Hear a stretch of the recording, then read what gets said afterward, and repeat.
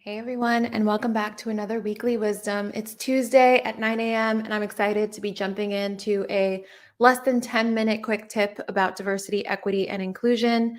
So, today's topic of discussion is 3 low lift diversity recruitment strategies that you can do today. And I am excited to just jump right into them for you, but do want to say that these are extremely low lift. And therefore, while they might help in the diversity recruitment strategy that you have all encompassing, that you are trying to really push for your entire diversity recruitment work, it will not be the only thing that you should do. So I want to make sure that you take these 3 strategies and that you use them in addition to some of the more robust and intense diversity recruitment strategies that are out there that include hosting large events, maybe with your employee resource groups, or doing some important and necessary sourcing, tactical sourcing, and building relationships with different organizations. There's a whole lot that we can talk about when it comes to diversity recruitment strategy.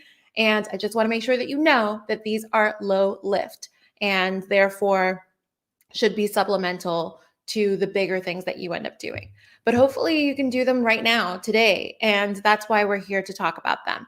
So let's jump right in. I wanted to start by talking about our first suggested low lift diversity recruitment strategy. So if you're not already doing this, you're going to want to consider adding your company diversity, equity, and inclusion commitment to your website. Now, this is something that will signal to those who are invested in your company that you are invested not just in them, but also in making sure that your space, that your workplace is one that values diversity, equity, and inclusion. It can be very reassuring to a prospective candidate that this is something that you as a company keep at the forefront of what you do.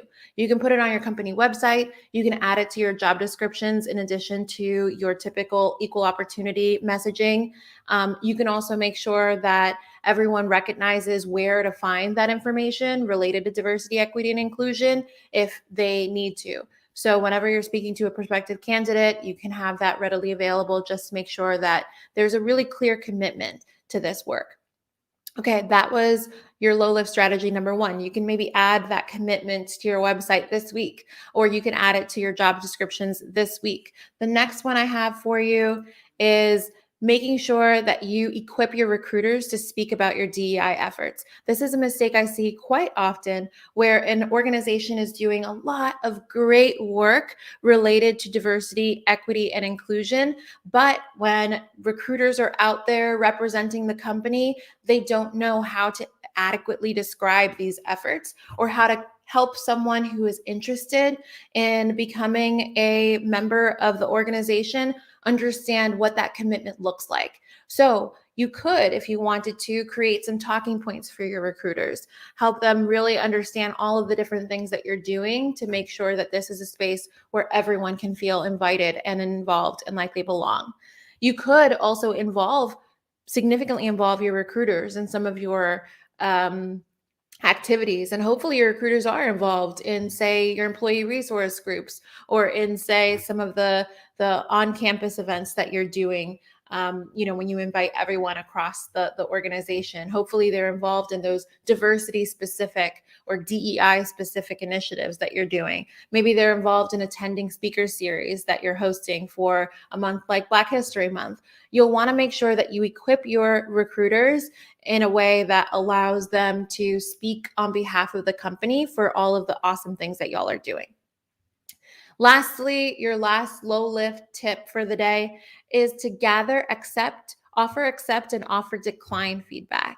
So this is something that not all companies are doing.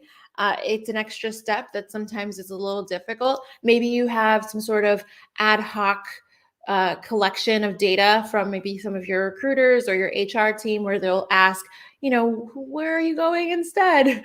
And, you'll have a running list of your competitors or where talent is headed.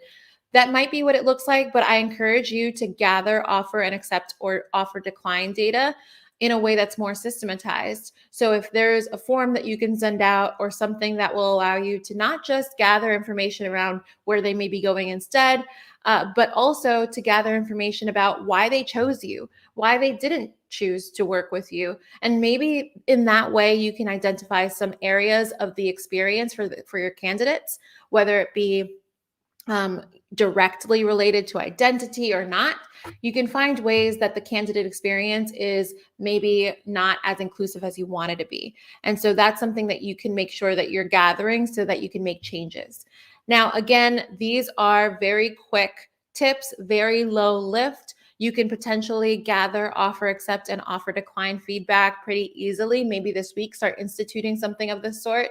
Hopefully, you can also equip recruiters to speak about your DEI efforts a little bit more this week. You can create some talking points. You can sit them down for an info session with your DEI task force or your DEI council.